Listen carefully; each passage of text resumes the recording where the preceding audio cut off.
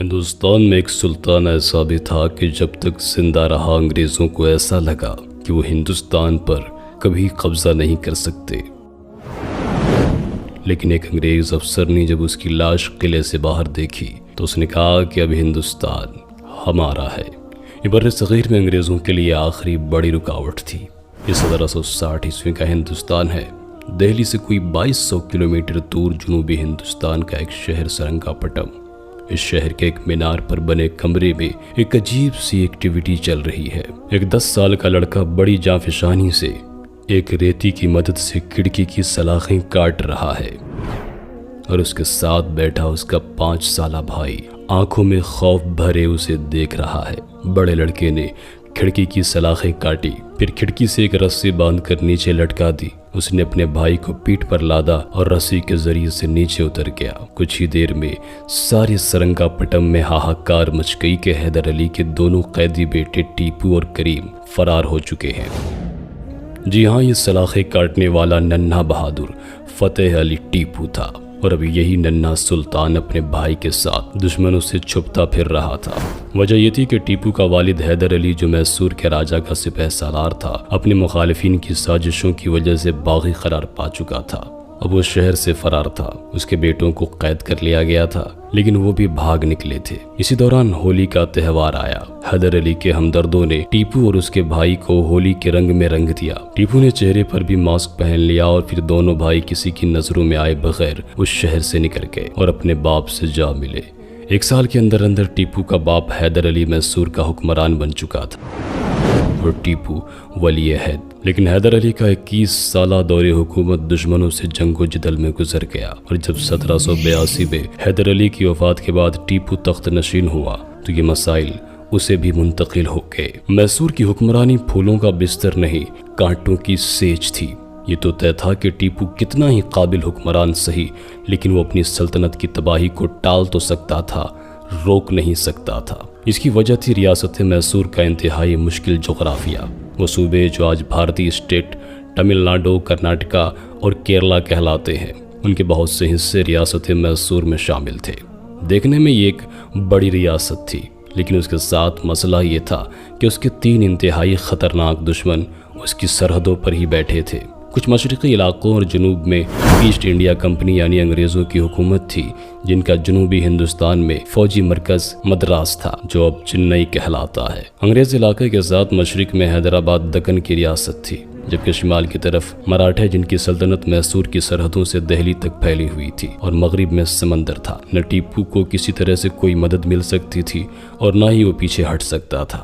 اس خطرناک جغرافیے کے ساتھ ایک اور بڑا مسئلہ بھی تھا، اور وہ یہ کہ میسور ہندوستان کے دولت مند ریاستوں میں سے ایک تھی۔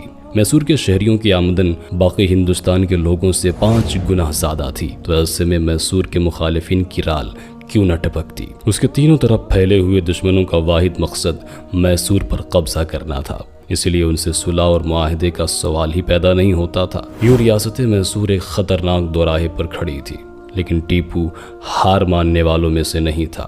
وہ صلح اور جنگ دونوں کے لیے تیار رہتا تھا۔ اس نے پہلے اپنے دشمنوں سے صلح کے معاہدے بھی کیے، لیکن شیر میسور کو بالآخر جنگ کرنا ہی پڑا۔ ان جنگوں میں کئی بار اس نے اپنے دشمنوں کے ایسے دانت کھٹے کیے کہ لوگ اسے شیر میسور کہنے لگے۔ اس سلسلے کی پہلی جنگ تو وہی تھی جو اسے اپنے باپ سے ورثے میں ملی تھی، یعنی انگریزوں سے جنگ، جس میں ایسٹ انڈیا کمپنی نے میسور پر حملہ کر دیا تھا۔ یہ وہی جنگ تھی جس کے دوران ہی ٹیپو سلطان کے والد حیدر علی کی وفات ہوئی تھی۔ ٹیپو کی جگہ کوئی اور ہوتا تو باپ کی موت اور دشمنوں سے جنگ اس کے اعصاب شل کر دیتی اور یہ ریاست اسی وقت ختم ہو جاتی۔ لیکن ٹیپو نے تخت نشین ہوتے ہی ایک کے بعد ایک انگریز لشکر کو دھول چٹائی۔ پھر اس نے بنگلور کے قلعے میں موجود انگریزی فوج کو ہتھیار ڈالنے پر مجبور کر دیا۔ بر صغیر میں انگریزوں کو ایسی ذلت آمیز شکست نہ اس سے پہلے کبھی ہوئی تھی اور نہ ہی اس کے بعد۔ ایسے میں زخموں سے چور انگریزی فوج نے صلح کی درخواست کی۔ اگر ٹیپو سلطان یہ جنگ جاری رکھتا تو انگریزوں کے ہیڈ کوارٹر مدراس پر بھی قابض ہو سکتا تھا۔ ایسی صورت میں جنوبی ہندوستان سے کم انگریزی تسلط کا خاتمہ ہو جاتا، لیکن ٹیپو نے رحم دلی سے کام لیا اور صلح کر لی۔ 1784 میں اس نے انگریزوں سے جنگ بندی کا معاہدہ بھی کر لیا۔ اس فتح سے ٹیپو تو ہندوستان کے لوگوں کا ہیرو بن گیا، لیکن برطانیہ میں صف ماتم بچھ گئی۔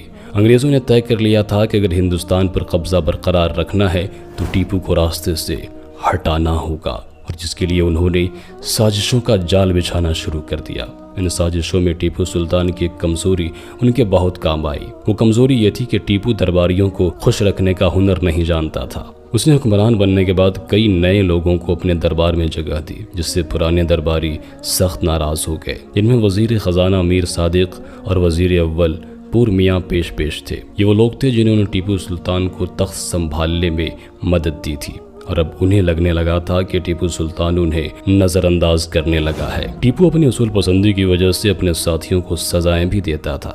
چنانچہ درباری سازشوں کا ایک ایسا سلسلہ شروع ہوا جس میں انگریزوں کی دال گلنے کا امکان پیدا ہو گیا، اور اب انہیں ٹیپو کے دربار سے غدار ملنے لگے تھے۔ ہندوستان میں ایسٹ انڈیا کمپنی کے نئے گورنر جنرل کا نام تھا لارڈ کارنیوالس۔ یہ شخص بہت مکار تھا اور دشمن کو میدان جنگ میں ہرانے سے زیادہ اسے اپنے گھر میں کمزور کرنے کا ہنر جانتا تھا۔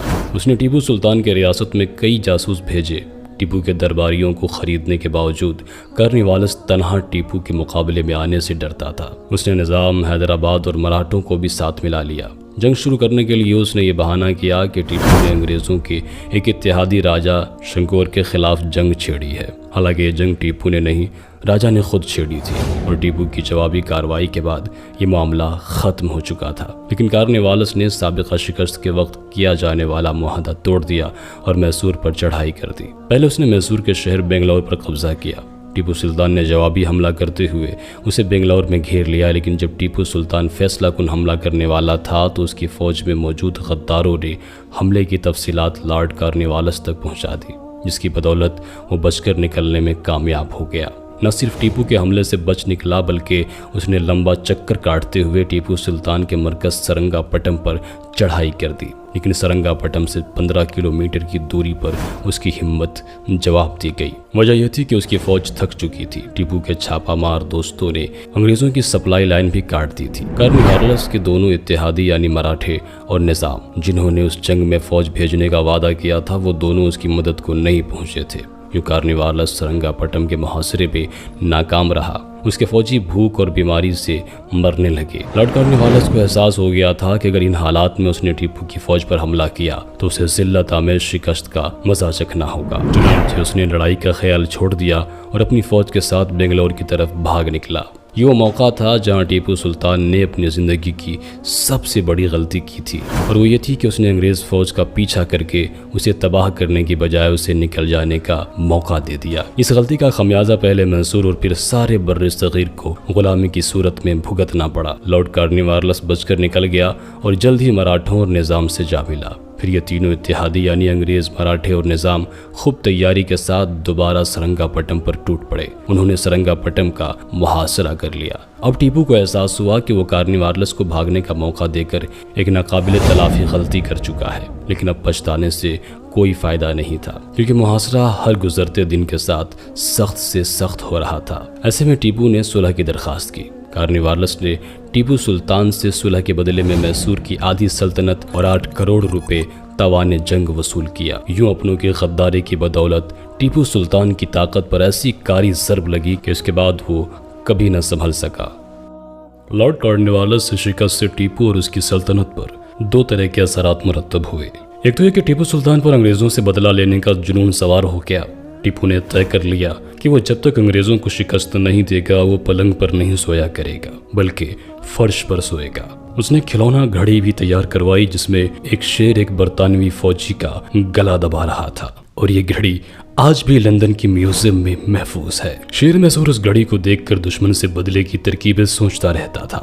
جنگ کا دوسرا اثر یہ ہوا کہ ٹیپو کے وفاداروں نے بھانپ لیا کہ ٹیپو اور اس کی سلطنت کا اب کوئی فیوچر نہیں ہے، اس لیے وہ سلطان سے دور ہونے لگے تھے۔ شاید یہ بات بہت سے لوگوں کے لیے حیرانی کا باعث ہو کہ اس دور میں ہندوستان میں آزاد ریاستوں کا قائم ہونا اور ٹوٹنا ایک عام بات تھی۔ چنانچہ کسی ریاست سے وفاداری کے لیے ایک ہی شرط تھی کہ وہ طاقتور ہو اور وہاں کے لوگوں کو اپنا مستقبل محفوظ نظر آئے۔ لیکن جب ریاست کمزور پڑ جاتی تھی تو اس کے وفادار پارٹیاں بدل لیا کرتے تھے اور کسی طاقتور گروہ یا ریاست سے مل جایا کرتے تھے۔ یہ اس دور کے ہندوستان کی انتہائی تلخ سچائی تھی جس نے آخرکار سارے خطے کو انگریزوں کا غلام بنا لیا۔ یہاں یہ بات بتانا بھی اہم ہے کہ ٹیپو سلطان کے 12 بیٹے 5 بیٹیاں تھیں، لیکن اس میں سے کسی ایک بیٹے میں بھی یہ صلاحیت نہیں تھی کہ وہ ان خراب حالات میں ٹیپو کا بہترین جانشین ثابت ہو۔ اب جس ریاست کا حکمران بڑھاپے کی طرف بڑھ رہا ہو، وہ آدھا علاقہ کھو چکی ہو، طاقتور دشمنوں سے گری ہوئی ہو اور اسے مضبوط جانشین کی بھی کوئی امید نہ ہو، تو اس کا زیادہ دیر تک برقرار رہنا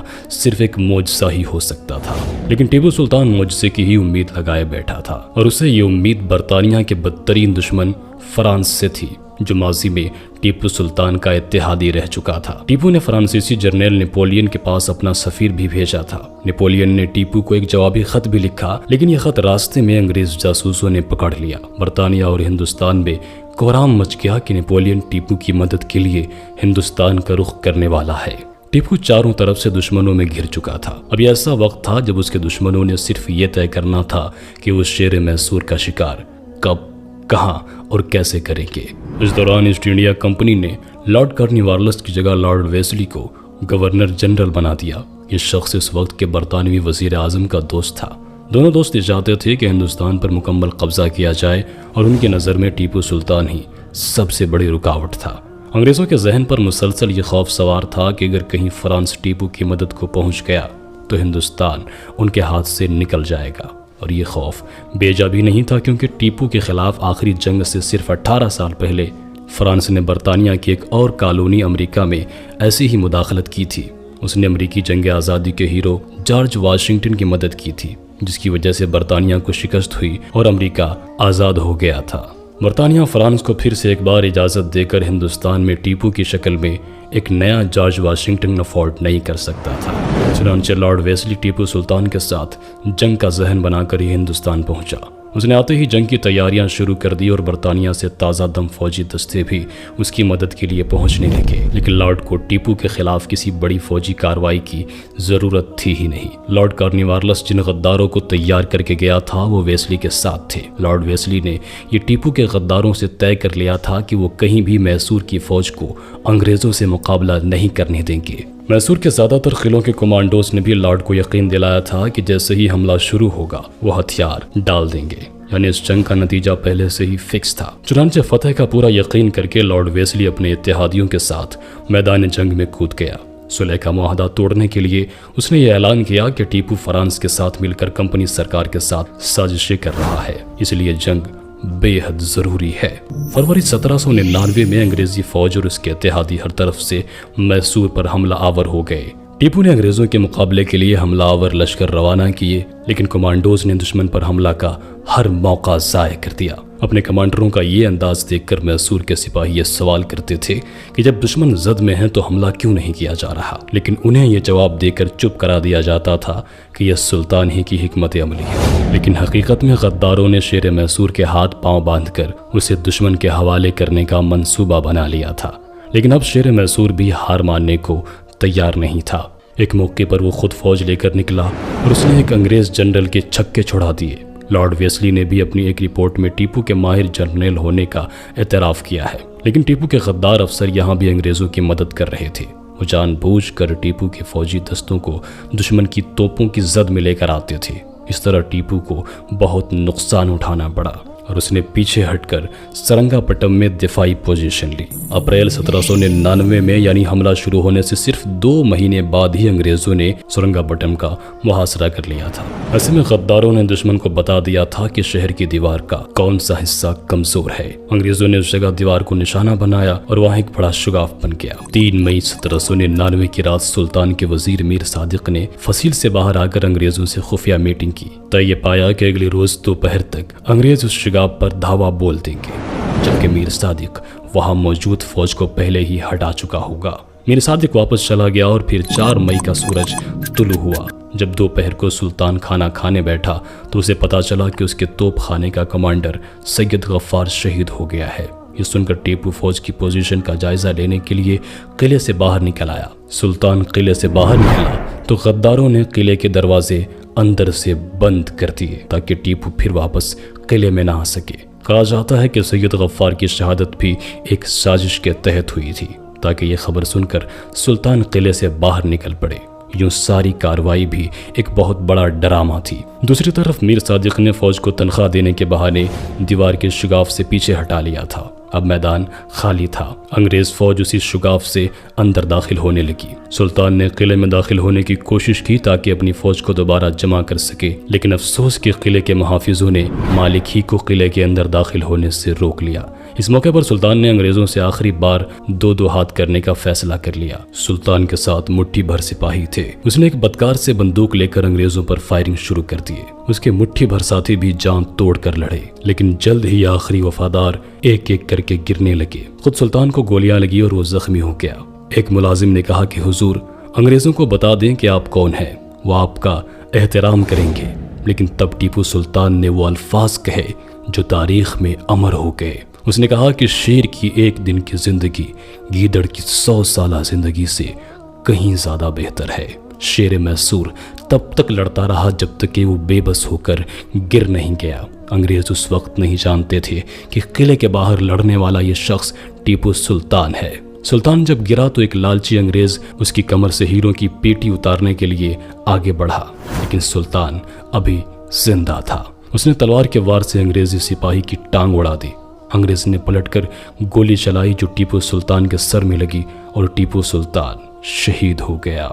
लेकिन तब तक किले में यह खबर फैल चुकी थी कि मीर सादिक और पूर्णिया ने फौज को धोखे से शिगाफ से हटाया था। इस खबर के मिलने पर सिपाही मुश्तइल हो गए और उन्होंने गोली मारकर मीर सादिक को हिलाक कर दिया। लेकिन तब तक बहुत देर हो चुकी थी। अंग्रेज फौज शहर पर काबिज हो चुकी थी। टीपू सुल्तान को अंग्रेजों ने पूरे फौजी एजाज के साथ सरंगापट्टम में दफन किया। शहादत के वक्त टीपू सुल्तान की उम्र 49 बरस थी, इसलिए उसे 49 तोपों की सलामी भी दी गई थी। टीपू की शहादत के 49 बरस बाद सारे हिंदुस्तान पर अंग्रेजों का परचम लहरा रहा था। चुनांचे इस तरह उस अंग्रेज सिपाही की बात सच हो गई जिसने टीपू सुल्तान की लाश देखकर कहा था कि अब हिंदुस्तान हमारा है। इसलिए इस हकीकत को कोई भी रद्द नहीं कर सकता कि टीपू सुल्तान आज भी हिंदुस्तान का हीरो माना जाता है।